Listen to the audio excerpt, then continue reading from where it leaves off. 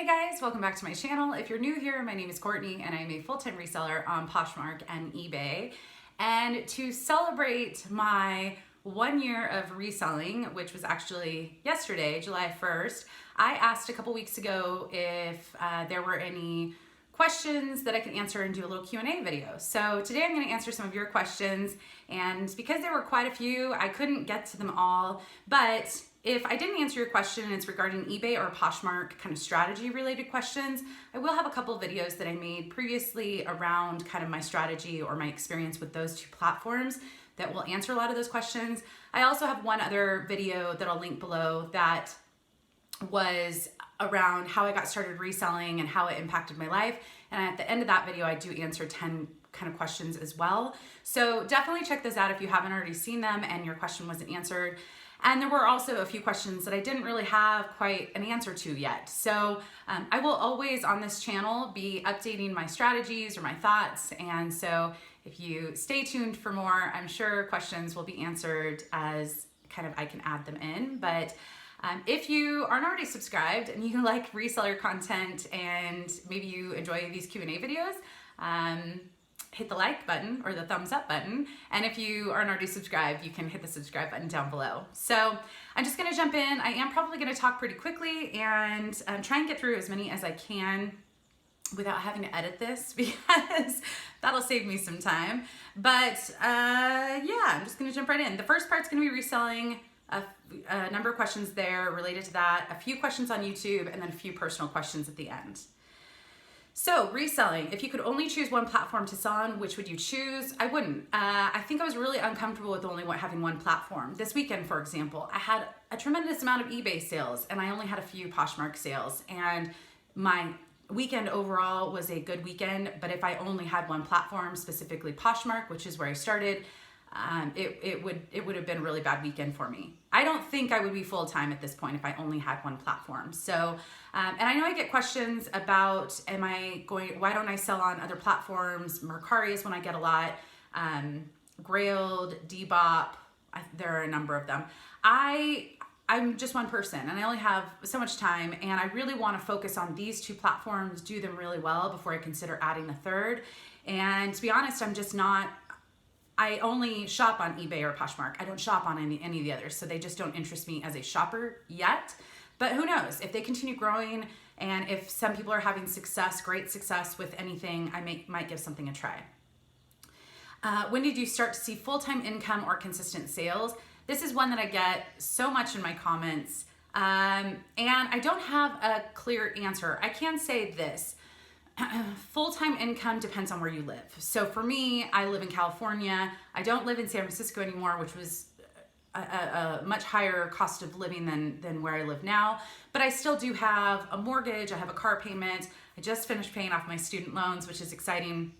But so my bills and my income is probably different than a lot of other people. And I also think that moving forward, I want to continue to grow so I can continue to reinvest in the business. So full-time income is tough. I do have a video that I'll link below I just dug in the numbers. If you wanted to make $100,000 a year, I also put $50,000 and $35,000 in there if you wanted something lower, and how many items you would have to sell with some approximate numbers. So definitely check out that video if you kind of want to see that breakdown. I think it's helpful. It was helpful for me to do. But for me, I remember hearing people say when I had 100 items listed, I was starting to see consistent sales. I don't think my first 100 items were really all that great. And I also ramped up pretty quickly. So I think it depends on how quickly you ramp things up. So I don't think there's a set number. I will say when I went full time, I had some money in savings.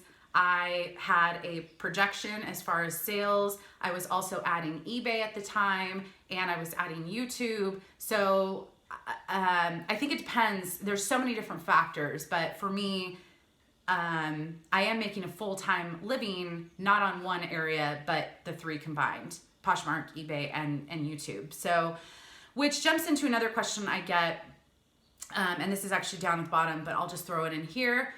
Did I notice my sales increase because of my YouTube channel? Not in the beginning. It actually took quite a while. These days, I'll get a sale and someone will leave me a love note and they'll say, I'm so glad I got this item and I love your videos. Occasionally someone will send me a message right when they buy the item, you know, but I don't know how many people. I do know anyone with a large social media following, their sales are impacted. So when I had 0 social media following, I wasn't trying to compare myself to someone and their sales with a large social media following, because their followers are also resellers or buyers too. But I think it's hard to gauge how much it impacts. And for me, it didn't really start showing until more recently. So yeah, but you know, that I think has helped with some increase in sales. And yeah. What is my biggest struggle with reselling? So I don't know what the person meant by this biggest struggle, like hardest thing for me to do, thing I don't enjoy the most. I would say the operational aspect of reselling. I really don't like packaging stuff up. So I do have an inventory system and I like to package them up into bags with inventory numbers. That's probably my least favorite. So things sometimes sit in bins for a week or two before I can get to packaging them. And then the only other element, probably the biggest struggle for me with reselling being full-time is not having a consistent paycheck. We're in the middle of summer slowdown and I have bills to pay. And when you don't have a consistent paycheck, you're kind of, am I going to be able to pay my bills each month? And that's a little uncomfortable if you've never been self-employed, which I haven't up until now. So, but you do what you got to do. You just keep hustling, I guess. So at least that's what I'm trying to do. And so far, so good. What service do you use to authenticate items? So I use a service called Authenticate First. I get this question a lot in any video where I say I got something authenticated. They are based in San Diego. They do have an email option and they don't have any fancy, I think they have an app, but it's Android only. But they're a very small team based in San Diego. They're very passionate. Because they're a very small team, they won't email authenticate everything. If there are super fakes out there, like newer Chanel bags, the super fakes are so good that an email authentication they don't trust. So I really like the fact that they have high standards. They're a small team, so they're not training someone in one day to authenticate things. They're not really focused too much on the platform or like their website and that kind of stuff. They're just kind of cut and dry. We really care about doing a really great job and providing a great service. So currently they're the only one I trust. I think there are a number of different services out there and I'm sure people use different ones, but that was referred to me by someone locally who has used a number of them. And I really think they have exceeded my expectations as far as customer service for me. And I really just trust that their authentication is valid. I did reach out to them. This video is by no means sponsored, but I reached out to them and said, I'm going to mention you in a video. Do you have anything that I can give, like a code or something in case you guys want to try them? I think their certificate of authentication, which is the only thing I use, they can give you an authentication via email, I think for cheaper. I can't remember how much, but maybe $10 or something. But it's just kind of a yes or no thing. If you actually want a certificate that you could provide a buyer and say, hey, this is a certificate, I'm including it in your package. If you want to confirm this certificate, you can call this company and they will confirm that the certificate is valid and wasn't faked. That cost $20 originally, and I think if you use the code down below, it's $17 for your first time, but it's only for that certificate of authentication, not the cheaper option. So definitely check out the code and their site. If I ever needed to do an in-person authentication, they are technically within driving distance, and I also like that too. So what are some brands you consider to be underrated or overrated when it comes to reselling? Are there any brands you never pick up, even if they're new with tags? Is it hard? I'll answer those two first. So it was kind of a three-part question. So no, I don't feel comfortable saying there's no brand I will pick up. I will in my haul say, this is a brand I 99% of the time pass on, but I picked it up this one time. For me, I think it's, if the cost of the item is originally $10 to $20 new, there's more than likely a chance I'm not going to pick it up to resell. And it's probably because the resale market is not great on that item. But I don't really like to rule out any brands. And I do think that if someone in their area doesn't have access to high-end designer, which I get those comments a lot, if I lived in an area where I didn't have access to LA, which I'm 2 hours away, so I do have to drive for it, but like if I lived in my area and only could source in my area, my small town, and I only had access to Kmart, Target,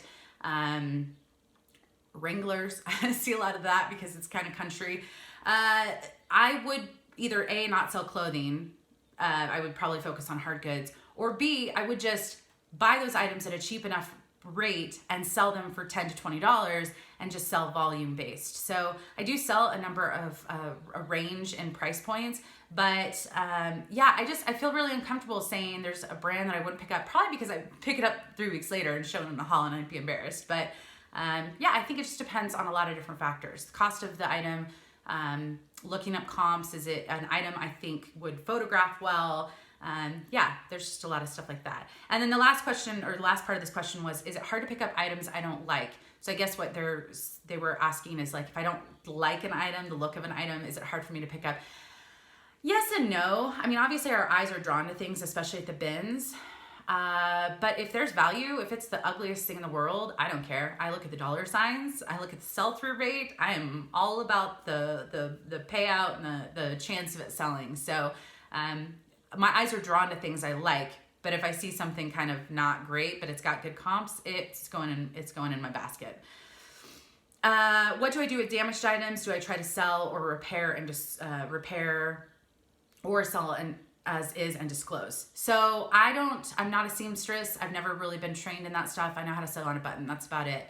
And I know I get comments occasionally, oh, that's easy to fix. That might be easy for some to fix, but it is overwhelming if you have never really done much sewing. I would love to potentially learn that kind of stuff later on because I think it would be helpful, but I try not to pick up damaged items. If I pick them up and it's just a button, I'll sew it on. If it's really expensive, I might take it to a local seamstress to repair, or I'm just gonna redonate. But if it is a really high-end, I will probably just sell damaged as is and just disclose, because I've had some luck selling damaged designer stuff. So how do I prioritize my day? I get this question a lot, and I get the video request a lot of how can I show what I do when I bring stuff home from thrifting or the bins to before it sells, kind of everything in between, the operational aspect. I haven't figured out a way how to do that video in a way where I think it could be informative. I think when I started this channel, I said I'm going to do videos that I find interesting, and I never really, I don't know. It's hard. Like, I guess people want to see how you do certain things, but for me, taking pictures, it's just taking pictures. I have given a walkthrough a little bit on a video on this channel, a day in the life of a reseller. I do show a little bit of that stuff, so if you haven't seen that, I'll link that below as well. There will just be a list of videos, but I will try to do something as soon as I can wrap my brain around how to do it in a way where I think I could still be educational. And how do I prioritize my day? I make usually a daily list. I don't plan too far in advance. If I wake up one day, I'm kind of impulsive, just naturally. So if I wake up someday and I'm really motivated, I might set a goal of I'm gonna photograph 75 items today, and I'm gonna set that goal, and that's all I'm gonna focus on. Or I wake up and I just don't feel like leaving the couch. I'm probably going to edit videos. I'm probably gonna list, and I'm probably gonna do all the computer-based stuff. So I will try to incorporate some of that on videos, but I am not a great planner too far out in advance. I do like setting mini goals, and I don't beat myself up over. So one thing I notice a lot is when people do those monthly, like I'm gonna set a listing monthly goal of 15 per day. I tried that once. I failed miserably. I beat myself up over it. So on average, I try to list about 10 items per day, but sometimes it could be 5 in a day. I do list every day, but just kind of aim for that average on each platform. How much time do I spend reselling? I spend a lot of time reselling. I spend a lot of time working. I have a dog. I get outside every day. And I do spend some time with friends each week, but I spend a lot of time reselling between Poshmark, eBay, and YouTube. I don't have an exact amount. There are definitely a lot of days between 12 and 16 hours that I'm working. And there are days where I just don't feel up to it, and I just get my shipping done and just call it a day off, kind of. There's really I work 7 days a week, but it just depends on what is my motivation that day. But in total, I would say definitely I work over 60 hours a week for sure. Do I enjoy clothes, shopping, and do I buy a lot for myself? Not really. I mean, I feel like I say in videos a lot, I'm gonna keep this, or I bought this for myself, which maybe I don't say it a lot. I just feel like I do, but I've never been a big shopper. I like to dress appropriate for all occasions, so I have a closet full of clothes. Mostly, I would go at nights on a weekday to a TJ Maxx or Nordstrom Rack when I would need to go shopping. But I don't like big crowds, so I just don't like the mall experience. I don't like outlets very much. It's different when you're sourcing because it's work and I'm there for the treasure hunt. But when it's just shopping for me, most days I don't like trying on things, and that's part of shopping. I don't know. And I'm just kind of basic with my own wardrobe. So, yeah. Do I cross list from Poshmark to eBay or vice versa? I typically list on Poshmark first, and then I'll cross list it a day or two later on eBay, unless it's eBay only, like a hard good, something unique. But what about auctions? So when I run an auction, they were asking, do I remove it off of Poshmark?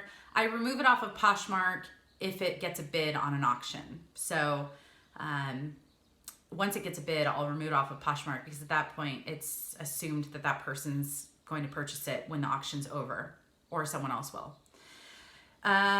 Let's see. Do I wash clothes before I sell them? And how I use like a free and clear, I don't remember the brand, but just something that's scent free. I do wash everything that can be washed that's machine washable. If it's not machine washable, I have a Jiffy steamer that's linked down below and just in every video. But that was kind of an investment, but I'm glad I made it. And I also made it when I was working full time and just doing this part time. But steaming does kill bacteria, so I just steam things really well if I can't wash them. And if there's stain, I get a lot of questions about stain treatment. I'm not a pro. Sometimes I can't get stains out, but when I do, my first step is usually soak it for 24 hours in old school Tide powder.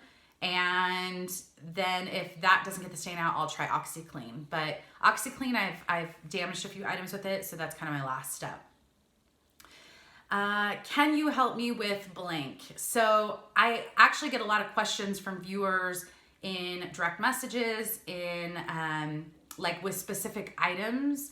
So I bought this item, I don't know how to price it, I don't know what to do with it.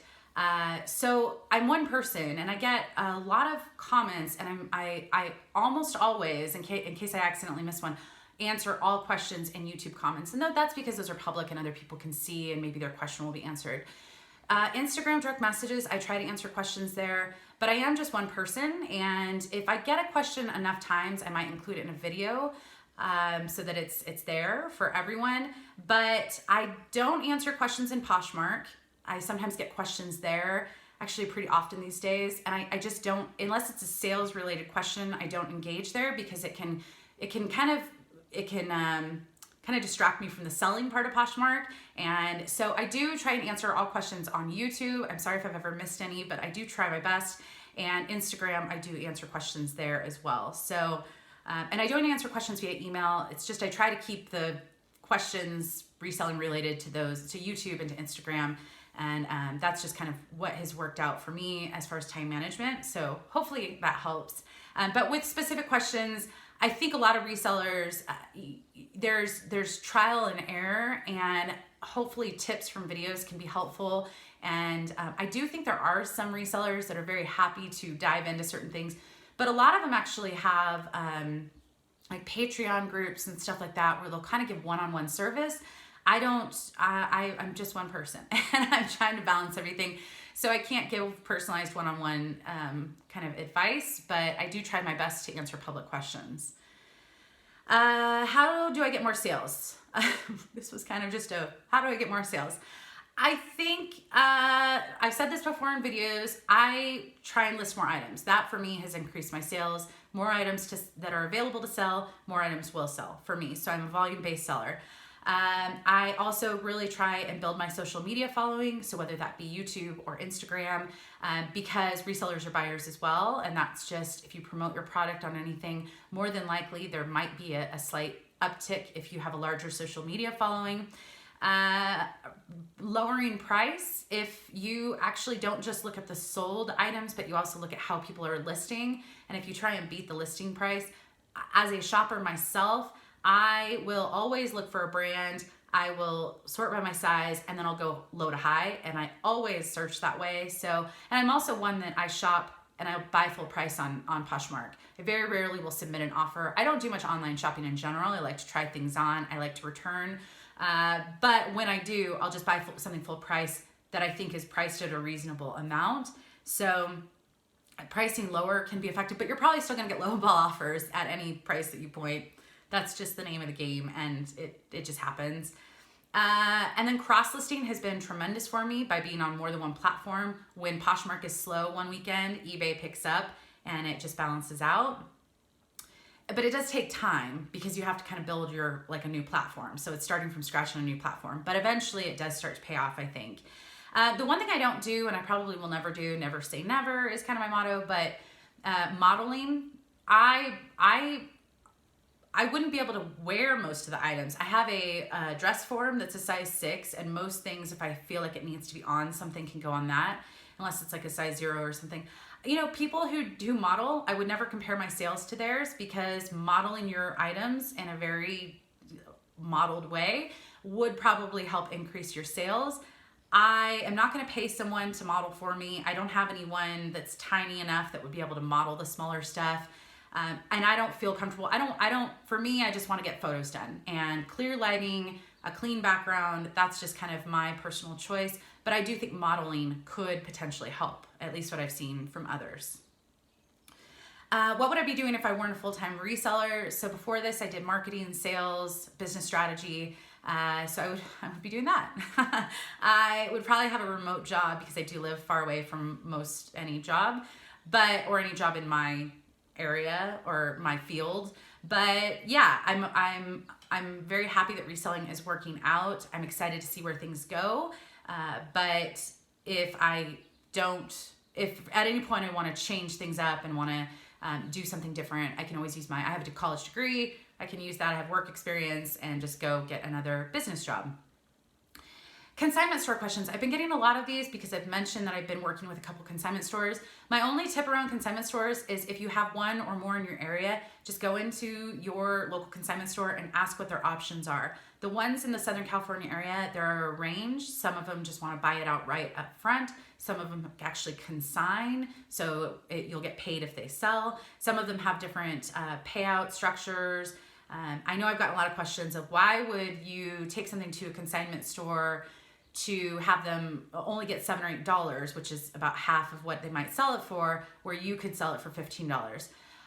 Because I like to have revenue streams in different places, and these are probably items I'm picking up specifically for these consignment stores that I would have normally left behind. I'm only one person. I can only do so much in a week. If I can pick up an extra 10 items at a sourcing trip, take it to a local consignment store, and have inventory there and some money coming in from there, and I don't have to do any work other than washing, I'm all about it. So, but they're all different. So I would just encourage you to go and talk to your local consignment stores and see what they have to offer. And if that's something for you, a lot of people use ThreadUp that way. They source and they send things to ThreadUp. I tried it.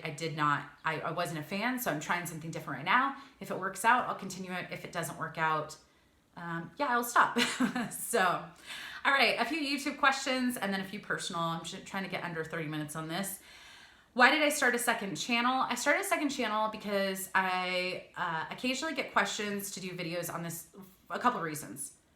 One, some people want to know more about your personal life, and you get questions about your personal life. Show more of your dog, show more of your house, show more of what you do when you're not reselling.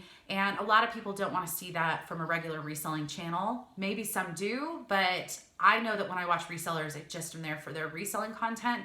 So I decided to create a second one where if someone wanted to know about me as a person outside of reselling, I'd put some stuff there. The other thing is I'm terrible at vlogging. I'm new to video in general.